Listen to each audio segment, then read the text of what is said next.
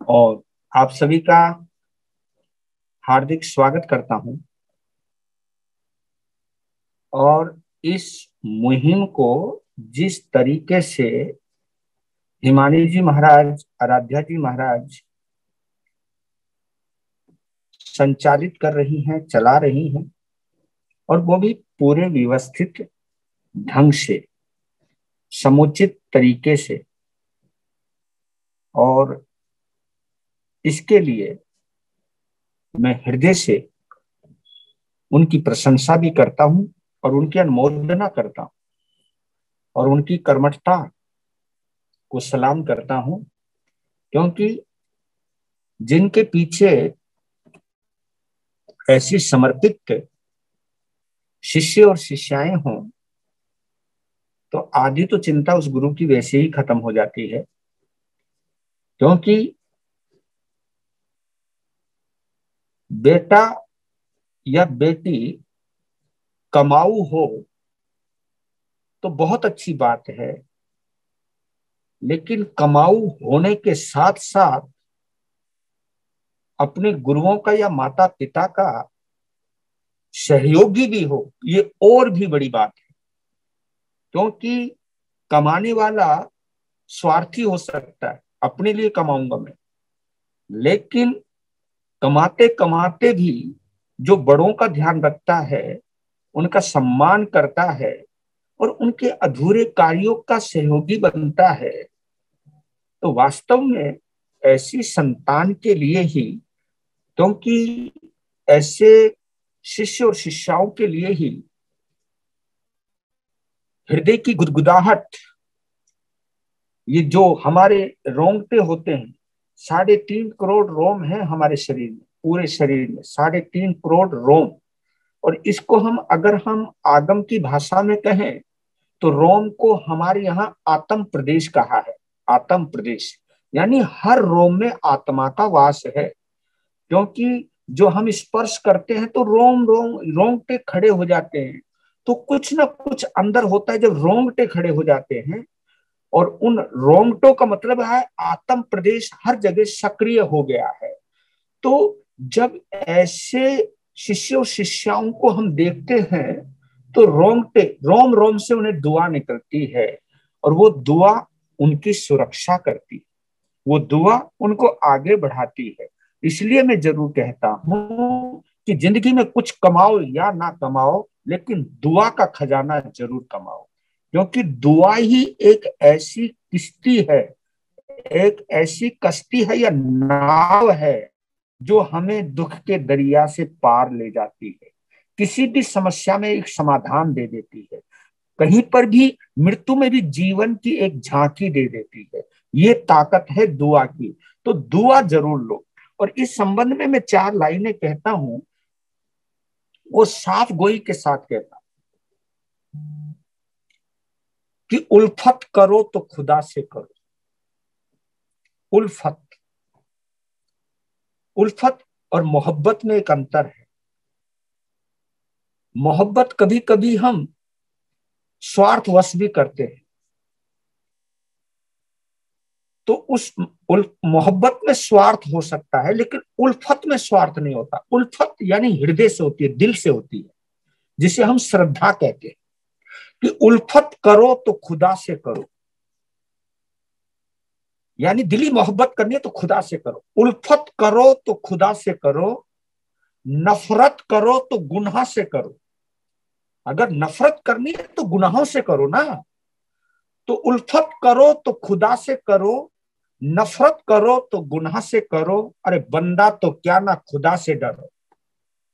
बंदा तो क्या, ना खुदा से डरो। डरना है तो बंदे की आह से डरो।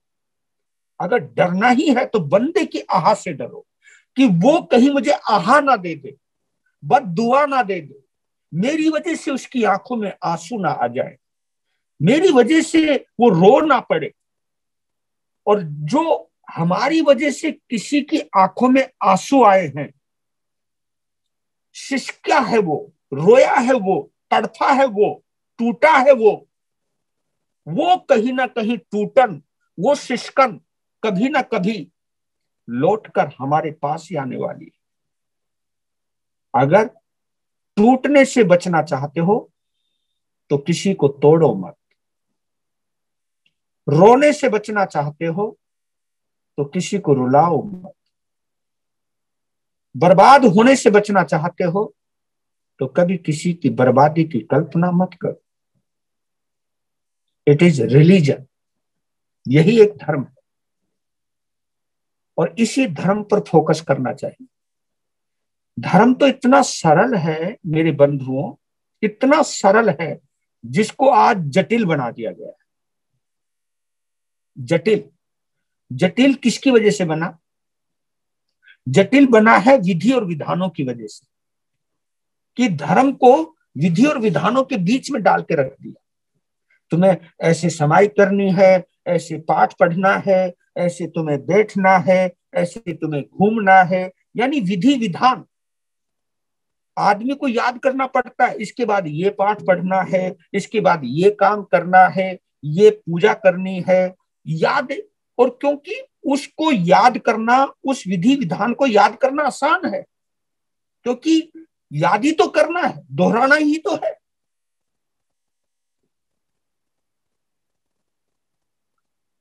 तो मेरा ये कहना है, धर्म विधि विधानों में नहीं रहता, क्योंकि जितने भी विधि विधान हैं वो संप्रदाय के हैं,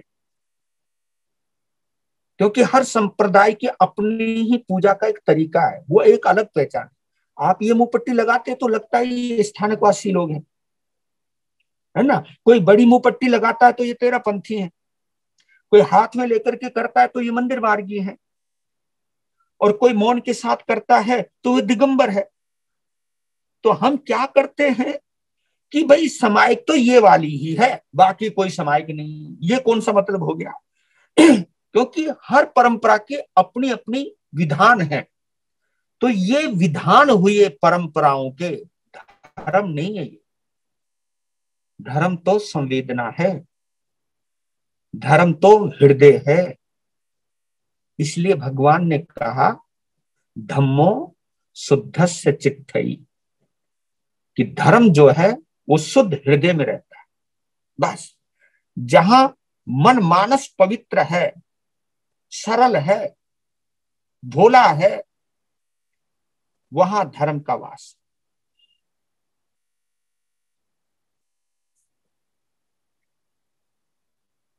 मैं आपको, क्योंकि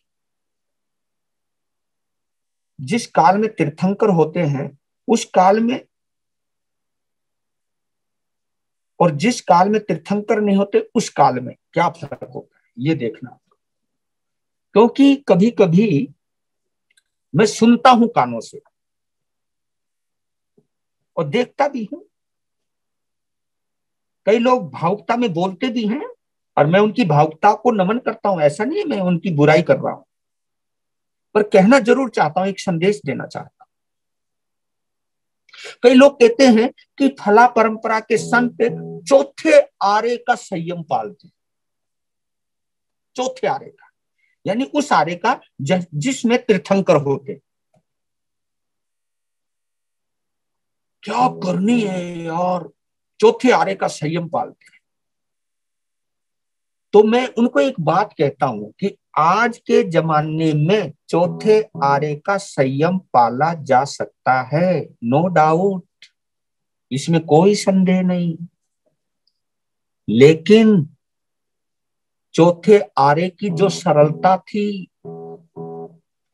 चौथे आरे की जो भद्रता थी, चौथे आरे की जो सहजता थी, वो कहां गई? तो कहते हैं कि किसी को हम कॉपी तो कर सकते हैं, लेकिन उसमें जीवन तो आपकी आत्मा ही डालेगी ना, आपकी सोच ही तो डालेगी ना। तो चौथे आरे की क्रिया में अगर वो भाव, क्योंकि हम लोग पढ़ते हैं ना कि पांचवें आरे में कोई भी जीव मुक्ति में नहीं जाता, मोक्ष में नहीं जाता, लेकिन वह एक बात कही हुई है, गौर करना।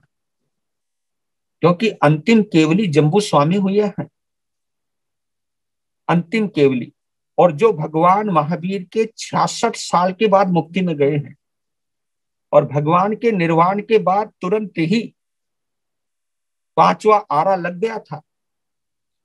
तो इसका मतलब ये हुआ, क्योंकि भगवान महावीर के बाद तो सुधर्मा गौतम स्वामी गए हैं केवल ज्ञान, यानी इसी पंचम आर्य से केवल मुक्ति में जो प्राप्त, मुक्ति को जो गए हैं, गौतम स्वामी गए, सुधर्मा स्वामी गए, जम्बू स्वामी गए, यानी पंचम आर्य से गए हैं। लेकिन वहां एक चीज है कि उनका जन्म चौथे आर्य में हुआ था, तभी वो पंचम आर्य से मुक्ति में गए। तो पंचम आर्य से वही मुक्ति में जा सकता है जिनके पास चौथे आर्य का सर्टिफिकेट है, यानी सरलता है। पांचवें आर्य में धीरे धीरे धीरे धीरे कोई चीज मजबूत हुई है, तो अहंकार मजबूत हुआ है,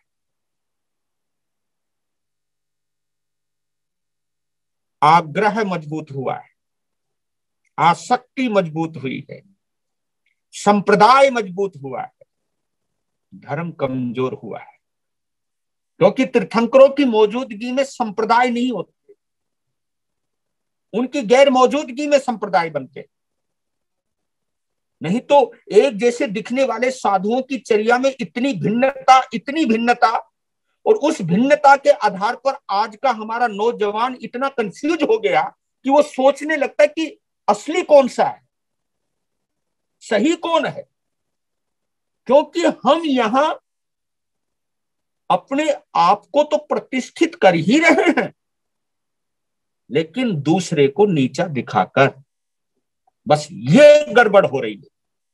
और आपको मैं बतला दूं, चाहे मैं कितना भी उच्च कोटि का साधु क्यों ना हूं, लेकिन मेरे अंदर किसी को नीचा दिखाने के भाव है, तो मैं उच्च कोटि का साधु नहीं हो सकता, फिर मैं महावीर का अनुयायी नहीं हो सकता। सरल होना बहुत जरूरी। आज मैं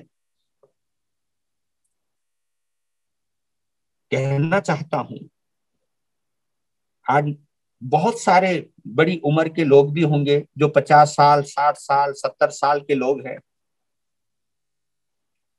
आज मैं उनको पुराने दिनों की याद दिला रहा हूं, यानी 55 साल की उम्र में बचपन की याद दिला रहा हूं।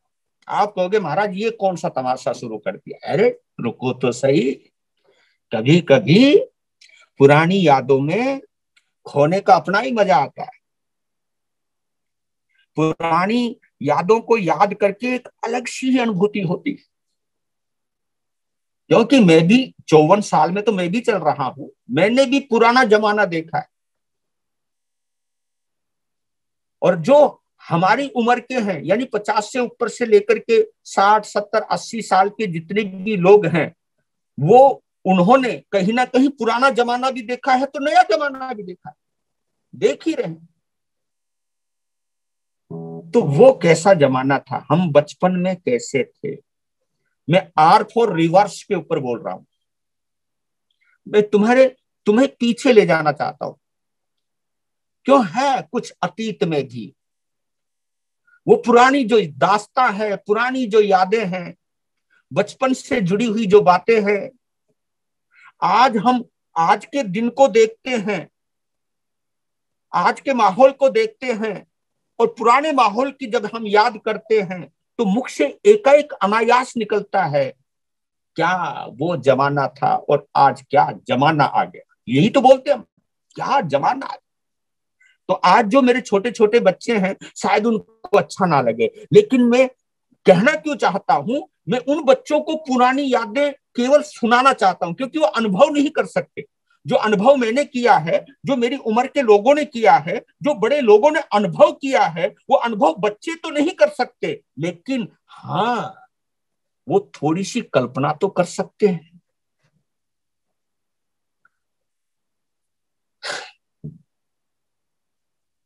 महसूस करना ये मैं इस यात्रा को नाम दे रहा हूं बुढ़ापे से बचपन की यात्रा। कौन सी? क्योंकि बुढ़ापे में और बचपन में एक ही राशि है ना, बुढ़ापा हो या बचपन हो, इसके बीच में जवानी है, प्रौढ़ावस्था है। लेकिन ये जो बुढ़ापे से बचपन की यात्रा करवाना चाहता हूं, मैं वापस लाना चाहता हूं आपको, चाहे थोड़ी देर के लिए सुकून देना चाहता हूं, और कुछ आज की पीढ़ी को कुछ बताना चाहता हूं कि जिन बुजुर्गों को देख करके तुम ये सोचते हो कि ये पुरानी सोच के लोग हैं, क्या है, लेकिन पुराने लोगों में धर्म था, पुराने लोगों में रिश्ते थे, पुराने लोगों में संबंध थे, पुराने लोगों में जीवंतता थी, रिश्तों में जीवंतता थी। मैंने भाई भाई के लिए रोते हुए नहीं, मरते हुए भी देखा है। मैंने वो भी जमाना देखा है, किसी भी वजह से भाई अगर एक भाई से जुदा हुआ है तो एक एक हफ्ते तक भोजन नहीं बनता था रसोई में, ऐसे मातम मनाया जाता था जैसे कोई मर गया हो। वो जमाना देखा है मैंने।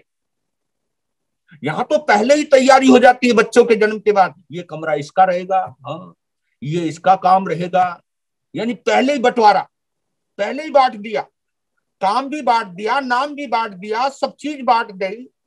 और जब तुम शुरू से ही बांट दोगे तो बचेगा क्या? पहले परिवार मैं समझा करता हूं, महसूस करता हूं, वो भी जमाना था जब एक छत के नीचे 50-50, 60-60 जने रहा करते थे और एक ही चूल्हे पर पकी हुई रोटी खाया करते थे। अब तो 4 जनों की रोटी बनानी मुश्किल है, और उसके लिए भी कोई ज्यादा संपन्न हो तो नौकर वो बनाता, रसोईया। और मैंने तो कई जगह ऐसा माहौल देखा है कि अपने संतों को भी रसोइयों से दिलवाते हैं, अंदर गेम खेल रहे हैं घर के बड़े लोग। पता नहीं क्या माहौल बदल गया है कि घर में टीवी देख रहे हैं और घर का रसोइया संतों को आहार पानी दे रहा है।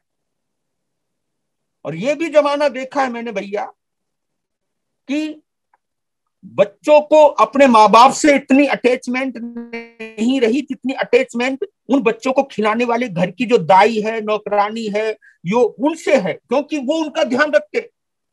और कभी ऐसा भी जमाना है कि सुबह बच्चे के उठने से पहले चले जाते हैं लोग और सोने के बाद आते हैं लोग, मिलते ही नहीं, ऐसे भी माहौल है। चलो छोड़ो, मैं लिखा है कुछ कि हमने और हम उम्र के साथियों ने बहुत कुछ बदलते हुए देखा है। सवाल उठा बचपन की याद क्यों? जवाब आया कि बचपन की यादों में आज की तकलीफों को थोड़ी देर के लिए भूल जाते हैं। हम वो लोग हैं जिसने बैलगाड़ी से लेकर सुपरसोनिक जेट देखे। हम ये जो भी बैठे हुए हैं बुजुर्ग, बैलगाड़ी भी देखी है तो सुपरसोनिक जेट भी देखा हमने। हम वो लोग हैं जिन्होंने रेलगाड़ी के कोयले से चलने वाले काले मुंह वाले इंजन से लेकर के मेट्रो का इंजन देखा है, जहां डब्बे और डब्बों में और इंजन में कोई फर्क ही आता ही नहीं कि भाई इंजन है कहाँ, पता ही नहीं चलता। वो इधर भी चलती है, इधर भी चलती है, पता ही नहीं चलता भाई इंजन कहाँ है, डब्बों में इंजन आ गए। हमने वो भी जमाना देखा। हमने बेरंग चिट्ठी से लेकर के लाइव चैटिंग देखी है, लाइव चैटिंग बिल्कुल यही तुरंत चल रहा है, हाजिर जवाबी। और देखिए 9 बजे से लेकर के मतलब 8 बजे से लेकर 9:30 पौने 10 बजे तक के बीच में ये वर्चुअल मीटिंग चल रही। कभी सोचा था हमने कि सब अपने अपने घरों में बैठेंगे?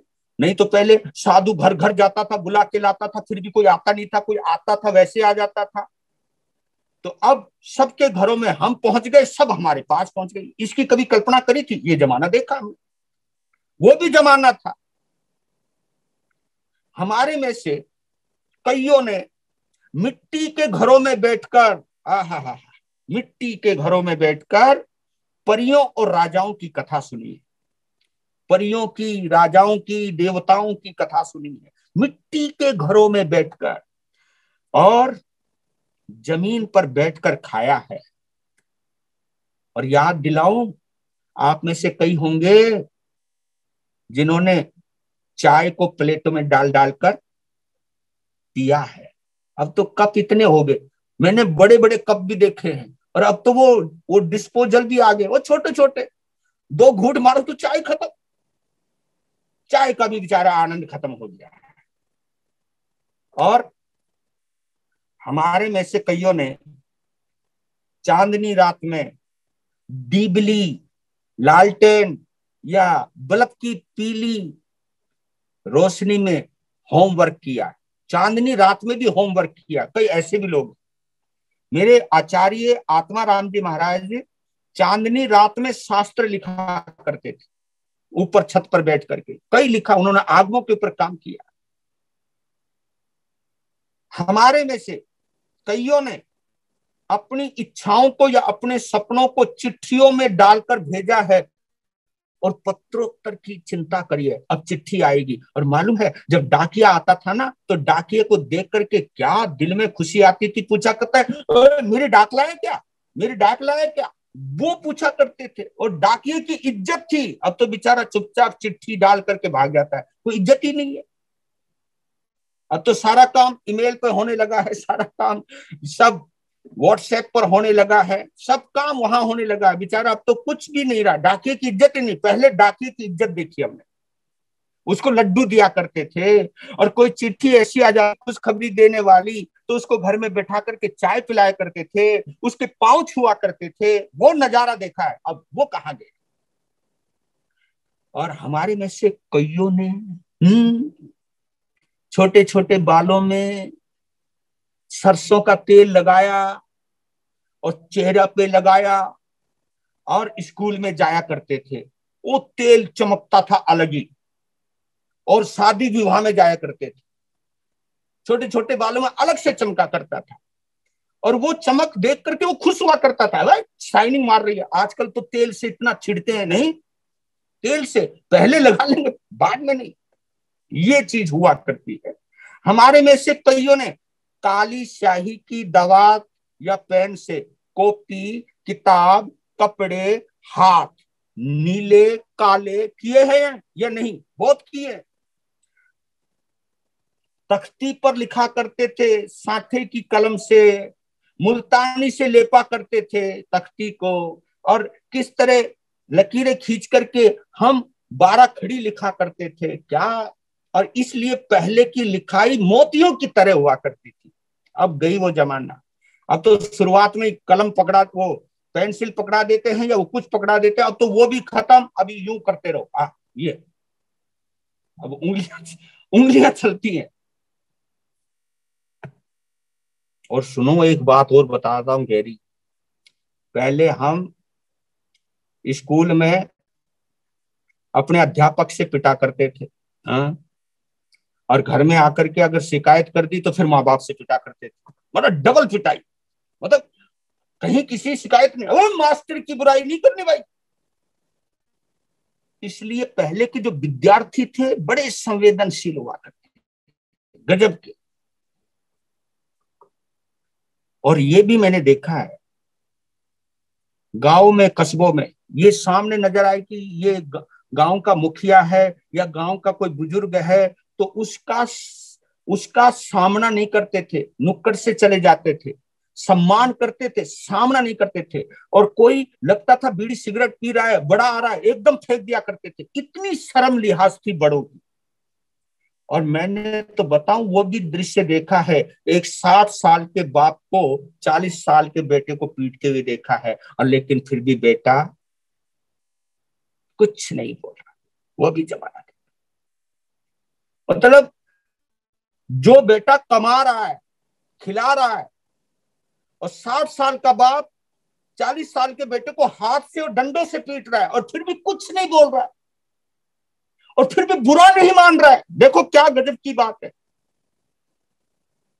और उसे ये दुख होता है, दुख होता था कि मेरी वजह से मेरे पिता को तकलीफ उठानी पड़ी। कहां गया वो जमाना। बड़ा भाई छोटा भाई को बड़ा भाई पीट दिया करता था, तो बड़ा छोटा कभी बड़े के आगे बोला नहीं करता था। ये थे रिश्ते पहले। आज तो मारना तो छोड़ो, बोल के तो देख लो आप। आज एक छोटे से टिड्डे को, जिसको नाड़ा बांधना नहीं आता, बोल के देख लो, वो भी हमारी बोलती बंद कर देता है।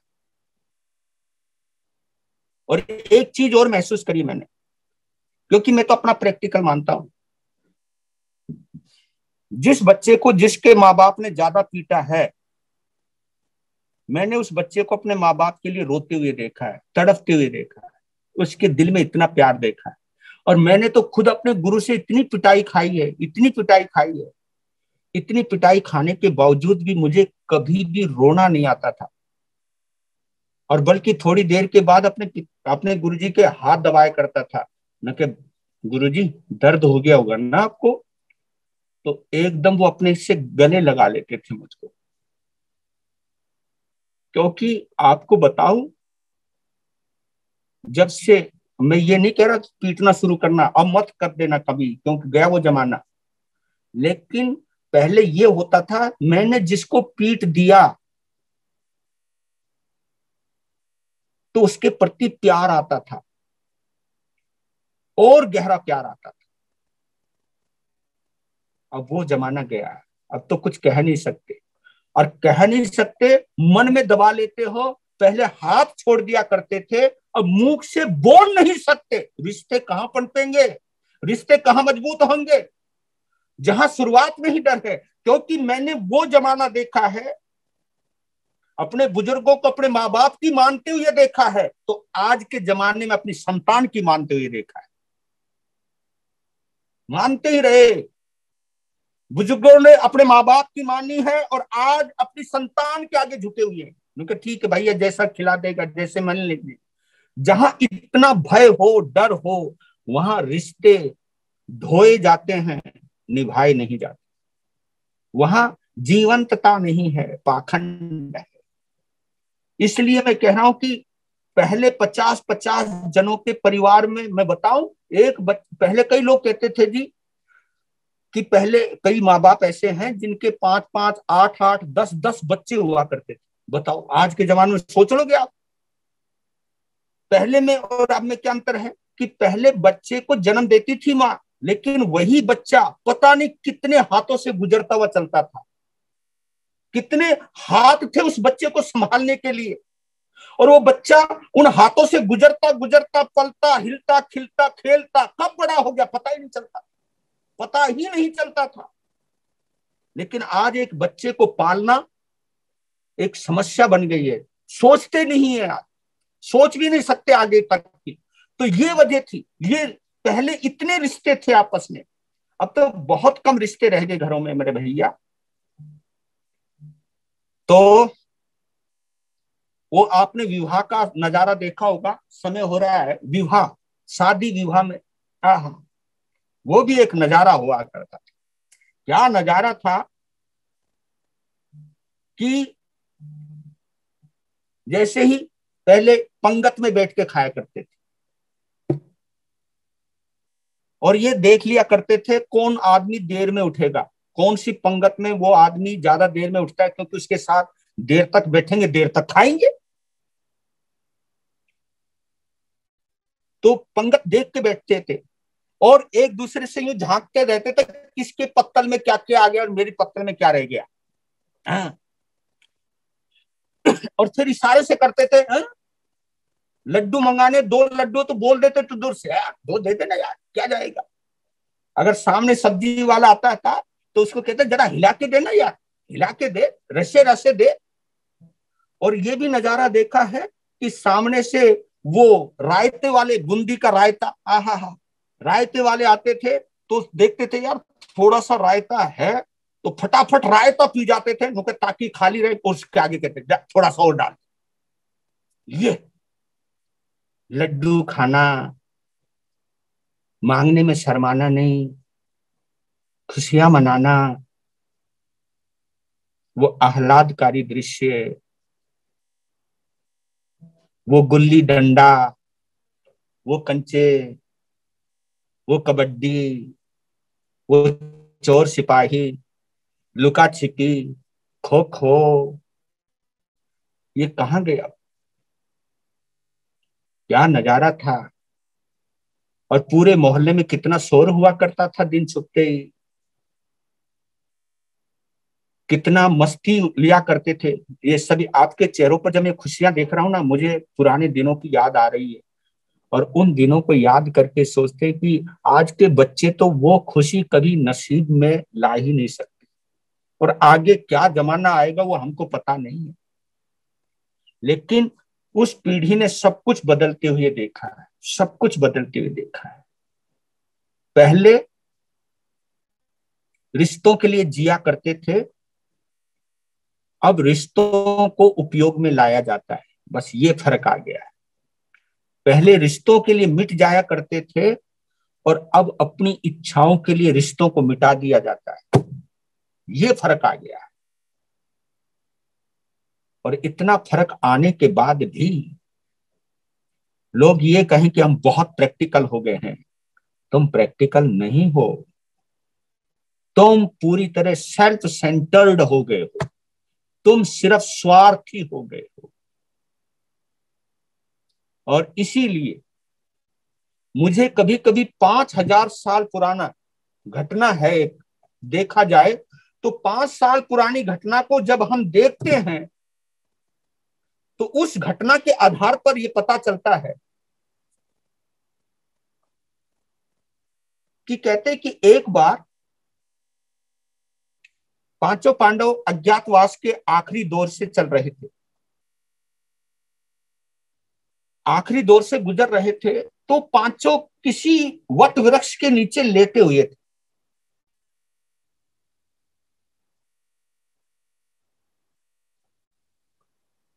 तो ऊपर से शनि देव जा रहे थे। शनि देव ने उन पांचों को देखा तो पता नहीं क्या मन में आया, एक उसने एक माया महल बनाया, ये देखने के लिए इन पांचों में सबसे ज्यादा बुद्धिमान कौन है। ये जो कलयुग की है ना कल्पना, शनि देव ने आज से 5,000 साल पहले भी कर ली थी। ऐसा महाभारत बोल रहा है, वैदिक ग्रंथ बोल रहे हैं, मैं और कोई नहीं बोल रहा हूं। तो एक माया महल बनाया, और महल उस दिशा में बनाया जिस दिशा में मुंह करके वो पांचों पांडव और उनकी पत्नी वो बैठे हुए थे। तो जब महल देखा, महल इतना चमकदार, तो भीम बोला भैया ये देखो क्या गजब का महल है, मैं देखना चाहता हूं इसको। क्या भाई, देख ले। वो चल दिया, महल के पास आया तो दरबान के रूप में शनिदेव खड़े हुए थे। कहा कि भाई ये चारों दिशाओं के चार कोने हैं, और एक टाइम में एक जना एक ही कोने को देख सकता है। अब तुम पहले आए हो तो तुम पूरब दिशा का कोना देख सकते हो, और कोई नहीं। कोई और आएगा तो उसको दूसरा देखेंगे। पर लेकिन एक शर्त है भैया, अंदर जो नजारा देखोगे आप, और अंदर का नजारा देखकर जब तुम बाहर आओगे तो तुम्हें उस नजारे की व्याख्या करनी पड़ेगी, उस नजारे का अर्थ बताना पड़ेगा जो मैं पूछूंगा। अगर तुमने बाई चांस अर्थ नहीं बताया तो तुम जहां से आए हो वहां जा नहीं पाओगे, इसी महल में कैद कर दिए जाओगे। अगर शर्त मंजूर हो तो जाओ, नहीं तो जहां से आओ वहां जाओ। इस बात को सुन के भीम तो और उत्सुक हो गया, क्योंकि किसी चीज को मना करो और कोई शर्त लगाओ तो कहीं ना कहीं ईगो भी हर्ट होती है, और फिर ये सोचते हैं कि हम हर बात का जवाब दे सकते हैं, तो क्या घबराने की बात है। कहा कि हमें शर्त मंजूर है, तो मंजूर है तो जाओ। अब भीम भाई साहब अंदर गए, अंदर जाकर के वो एक नजारा देखते हैं। वहां पर वो नजारा क्या देखते हैं कि वहां उसने अद्भुत पशु और पक्षी भी देखे, लेकिन उन पशु और पक्षियों के बीच में थोड़ा सा और आगे गए तो एक नजारा देखा कि एक बड़ा कुआं, और कुएं के बराबर में एक इधर कुआं और एक उधर कुआं, वो छोटे छोटे कुएं थे। वो देखने लगा कि बड़े कुएं में उफान आया, यानी पानी ऊपर आया, और उस पानी ने अगल बगल के दोनों छोटे छोटे कुओं को फुल भर दिया।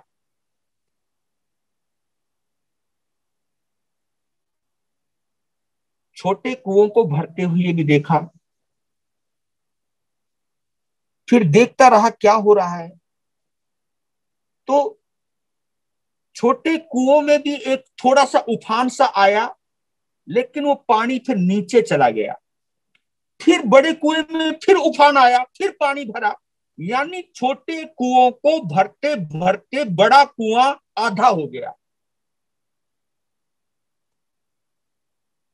छोटे कुओं में उफान तो आता है, लेकिन थोड़ा सा पानी ऊपर आया फिर नीचे चला जाता है, पानी गायब हो जाता है। वो भीम सोचने लगा, यार ये मामला समझ में नहीं आया। बड़े कुएं में उफान आता है, पानी छोटों में जाता है, छोटों में थोड़ा सा तो उफान आता है, लेकिन फिर पानी नीचे ही चला जाता है। और फिर उस जब पानी छोटों से चला जाता, बड़ा फिर बेचारा कोशिश करता है, पानी ऊपर आता है, फिर अंदर उनके पानी जाता है, और इस चक्कर में बड़ा कुआं आधा हो गया। मामला क्या है? आ गया बात। क्या देखा भाई? पशु पक्षी बड़े गजब के देखे, लेकिन वो कुएं का मामला मेरी समझ में नहीं आया। लोग समझ में नहीं आया तो अंदर बैठ जा, यानी तुम शर्त के अनुसार कैद कर लिए गए हो। अंदर बैठा दिया बेचारे को। फिर उधर से अर्जुन का दिल भी मचलने लगा। अर्जुन का जब दिल मचला, कहा कि भैया तो आए नहीं, क्योंकि ये शर्त लगी थी पहले ये देखिए आएगा फिर तुम जाना। जब भीम नहीं आया तो अर्जुन ने युधिष्ठिर से, देखो हर छोटा अपने बड़े से आज्ञा मांग रहा है कि भैया तुम्हारी इजाजत हो तो मैं भी देख आऊं क्या? भीम तो आया नहीं तो मैं भी देख आता हूं, जा तू भी जा। इजाजत ली। अर्जुन पहुंच गया। शर्त रख दी फिर दरबार ने कि देख तो सकते हो, लेकिन शर्त यह है कि तुम्हें अंदर का देखे हुए के बारे में बताना पड़ेगा। कहा कि मैं बताऊंगा, तो जाओ अंदर। गया, सब नजारा देखा, तो वह एक और नजारा देखा जो उसके दिमाग में आया नहीं। उसने क्या देखा? बाजरे में से मक्की का पौधा निकल रहा है, और मक्की में से बाजरे का पौधा निकल रहा है। वो ये निकलता हुआ देख रहा है। वो बाजरा समझ रहे हो ना? बाजरे में से मक्की, मक्की में से बाजरा। यार यार पहली बार नजारा देख रहा हूं, ये है क्या, हो क्या रहा है ये? बाजरे में से मक्की, मक्की में से बाजरा। बाहर आया, कहा कि क्या समझ आया? कि मेरी तो समझ में आया नहीं। ये समझ में नहीं आया कि बाजरे से मक्की कैसे निकली और मक्की में से बाजरा कैसे निकला। तो फिर अंदर बैठ जाओ भैया, फिर जा नहीं सकते तुम। इतने में नकुल भी पहुंच गया।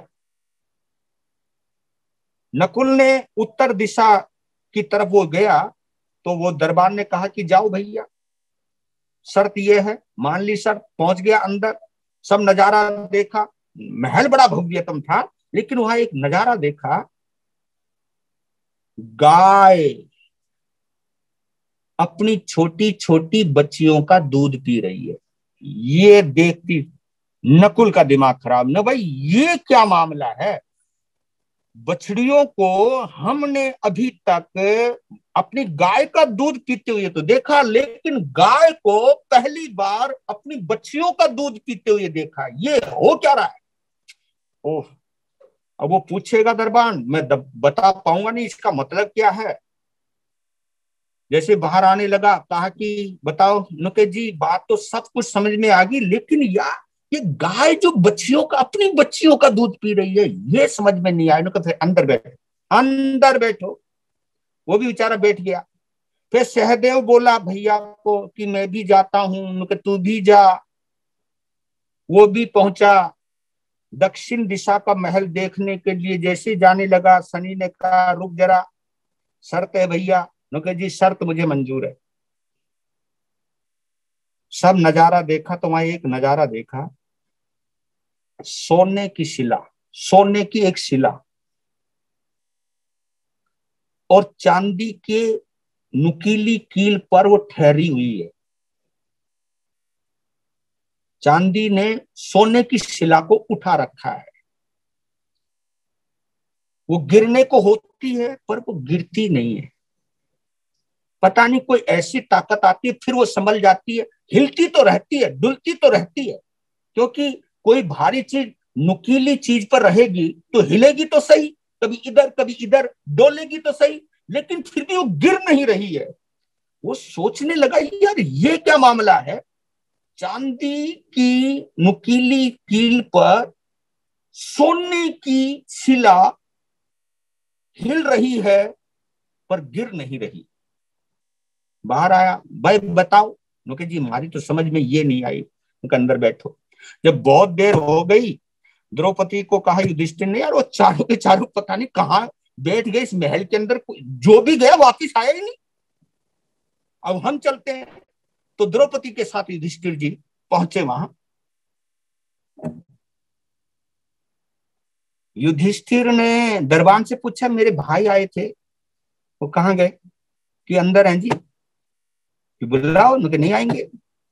वो अपनी शर्त हार चुके। शर्त क्या थी? कि अपने अपने भाइयों से पूछो। हाँ तुम इनके भाई हो। तो चारों भाइयों ने जो दृश्य देखा है, अगर तुम सही जवाब दे देते हो तो तुम्हारे भाइयों को मुक्त कर दिया जाएगा, तुम्हारे भाई होने का तुम्हें ये फायदा मिलेगा। तो हाँ कोई बात नहीं।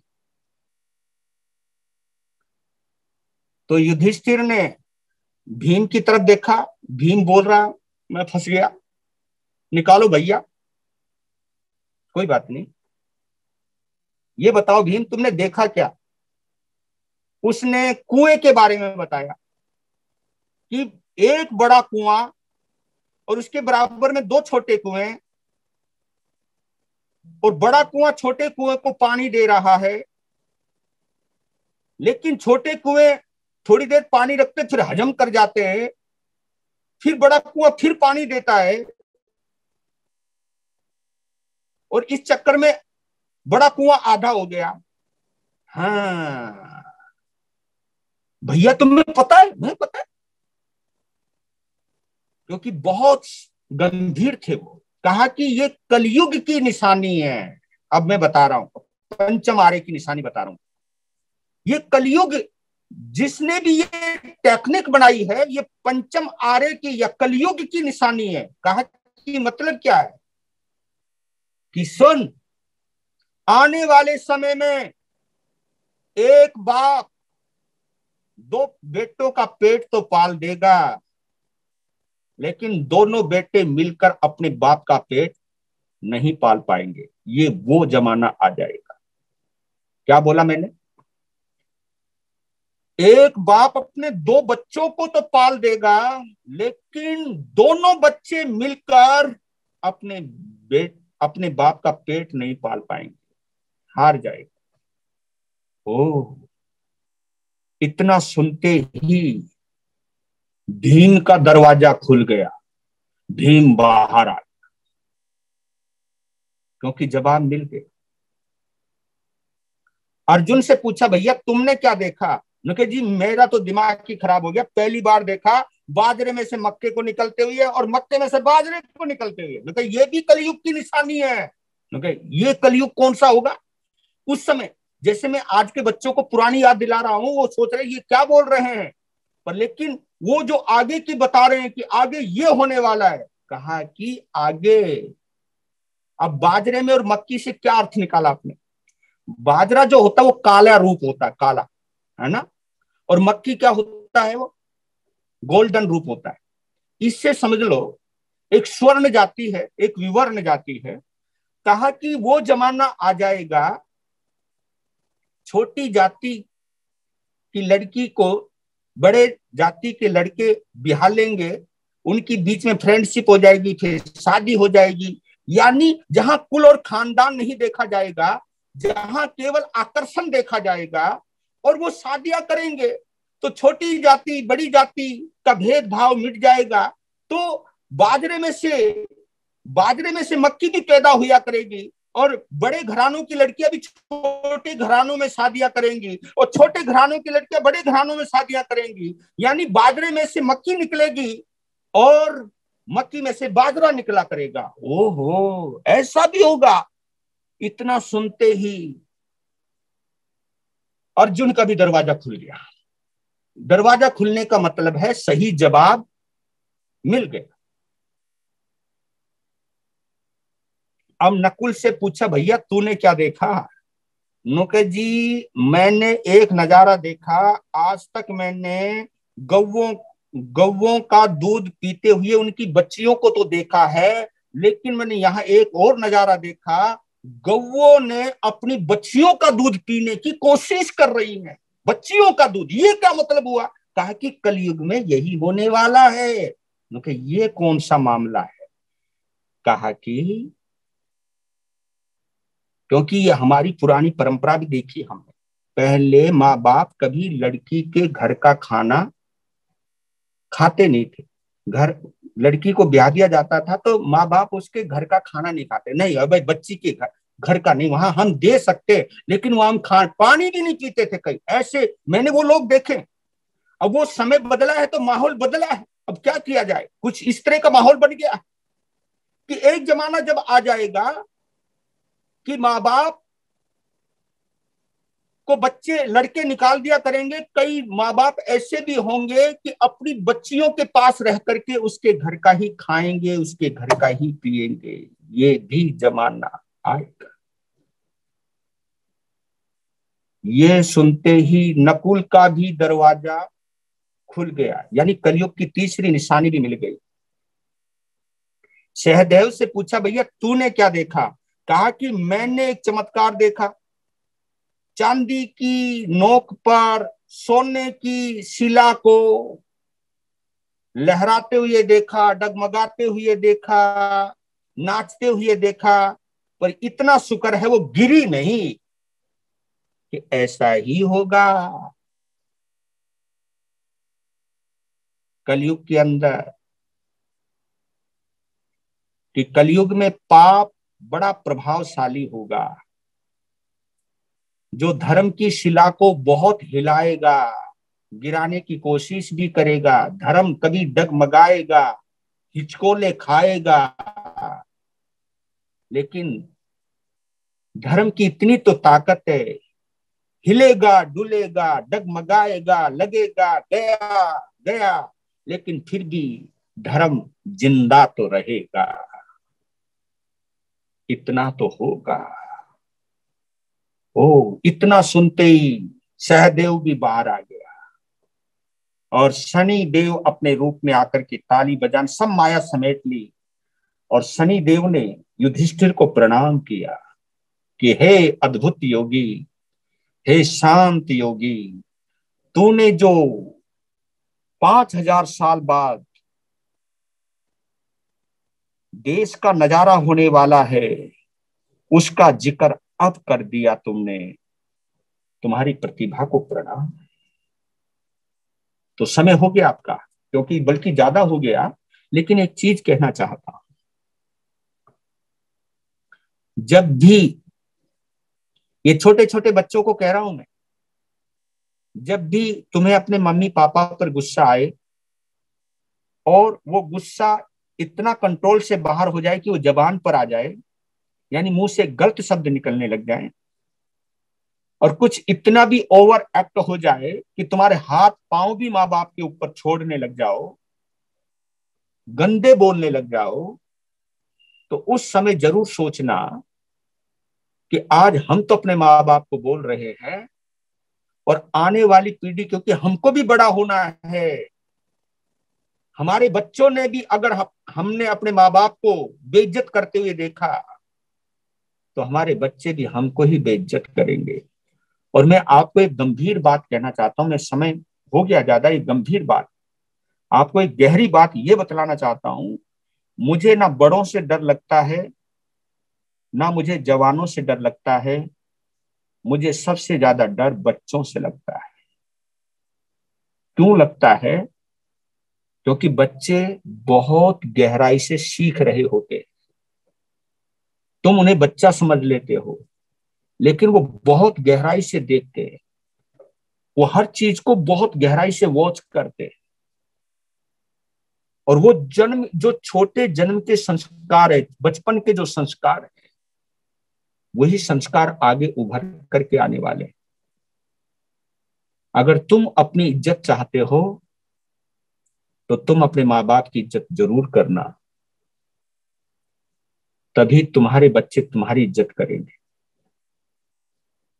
घर पहले, एक कहावत कहता हूं, पहले घर कच्चे हुआ करते थे और लोग सच्चे हुआ करते थे। क्या बोला मैंने? पहले घर कच्चे हुआ करते थे लेकिन लोग सच्चे हुआ करते थे। अब घर पक्के होते हैं, पत्थरों के होते हैं, और उनमें रहने वाले, उनमें जन्म लेने वाले लोगों का या बच्चों का दिल भी धीरे धीरे पत्थर का हो जाएगा। कोई संवेदना नहीं रहेगी। आज बच्चा पढ़ता है ये सोचने के लिए मैं अपना कैरियर बनाऊं, मैं विदेशों में जाऊं। वो अपने माँ बाप के लिए नहीं पढ़ रहा, वो अपने लिए पढ़ रहा है। ये फीलिंग बच्चों से निकल जानी चाहिए। क्योंकि जो बच्चे बहुत पढ़ते हैं, और मैंने उनको विदेश में जाने के लिए तड़पते हुए देखा है, मैं बोला, और माँ बाप को रोते हुए देखा। देखो कमाल की बात है, माँ बाप को रोते हुए देखा है और बच्चों को विदेश में जाने के लिए तड़पते हुए देखा है। तब मैं कहता हूं कि देख, अपने माँ बाप के आंसुओं की तो तरफ देखो। लेकिन फिर भी माँ बाप उसकी खुशी के लिए कह देते कि जो ये चाहता वो कर लो, हम अकेले रह लेंगे। मैं ये कहना चाहता हूं, तुम्हारी खुशियों के लिए माँ बाप अपनी जिंदगी को दांव पे लगा देते हैं। लेकिन कभी तुमने उनके आंसुओं की भाषा क्यों नहीं पढ़ी? तुमने क्यों नहीं पढ़ना चाहते हो? इतने स्वार्थी क्यों बन गए? क्योंकि इतना भी मत पढ़ना कि तुम्हें माँ बाप का दर्द दिखाई ना दे, इतने ऊंचे भी मत बनना कि नीचे रहने वालों के जख्म तुम्हें दिखाई ना दे। क्या करोगे इतना पढ़ करके? तो याद रख लेना कि जब लोग पढ़े लिखे नहीं थे, सच्चे लोग थे, धर्मात्मा थे, लेकिन आज पढ़े लिखे लोग स्वार्थी हो गए हैं। उनको आप जेंटलमैन मत कहिए, आप हाई सोसाइटी के लोग मत कहिए, आप वो बहुत छोटे बन चुके हैं। क्योंकि क्यों? जो एक दूसरे के दर्द को समझे ना। इसलिए मैं एक नारा जरूर देता हूं, अध्ययनशील तो बनो, पर लेकिन साथ में संवेदनशील भी बनो। क्योंकि अगर संवेदनशील नहीं हो, किसी के दर्द को महसूस करने की ताकत तुम्हारे पास नहीं है, ऐसी शिक्षा आपके जीवन को धर्ममय नहीं कर सकती है। इसलिए प्रेम के द्वारा ही कलयुग को अपने घर में आने से रोक सकते हो। नहीं तो जहां प्रेम खत्म, सद्भाव खत्म, प्रेम खत्म, वहां कलयुग आएगा ही आएगा। इसलिए बचाइए। मैं समझा रहा हूं अपने जवानों को, अपने, क्योंकि बुजुर्गों के हाथ से तो बात निकल ही चुकी है, वो पराधीन हो चुके हैं। लेकिन जवान बच्चे जो बैठे हैं, छोटे छोटे बच्चे जो बैठे हैं, अगर वो संकल्प लेते हैं कि मैं अपने माँ बाप को कभी जुदा नहीं होने दूंगा, उनके लिए मैं यहीं रहूंगा, और पढ़ लिख करके मैं भारत माता की सेवा करूंगा, मैं कहीं विदेशों में जाकर के उनकी सेवा नहीं, मैं अपनी भारत माता की सेवा करूंगा, अपने माँ बाप की सेवा करूंगा, उनके साथ रहूंगा, ये भाव रहना। और मैं एक चीज और कहना चाहता हूं आप लोगों को, आप अपना कैरियर, आप अपनी एजुकेशन अपने मन के मुताबिक चुनिए, लेकिन अपना जीवन साथी अपने माँ बाप के मुताबिक चुनिए। क्योंकि जीवन साथी को चुनने का हक अपने माँ बाप को देना होगा। क्योंकि ये सोचना होगा, एक हक मैं अपने माँ बाप को जरूर दूंगा कि मैं अपना जीवन साथी अपने माँ बाप के अनुसार चुनूंगा, क्योंकि इतना तो उनका हक बनता ही है। ये भावना अगर आपके अंदर आती है तो मैं सच कहता हूं, धर्म फिर भी वही सोने की शिला जो चांदी के ऊपर डगमगा रही है, बच जाएगी, बच जाएगी। और चुनिंदा लोग होंगे जो संवेदनशील होंगे, इसलिए उनको बचाना है। और इन संतों को भी मैं यही प्रेरणा देना चाहता हूं, लोगों को सामायिक बाद में करवाना सिखाइए, पहले बच्चों को संवेदनशील बनाना सिखाइए, उनको रिश्तों की याद दिलाना सिखाइए।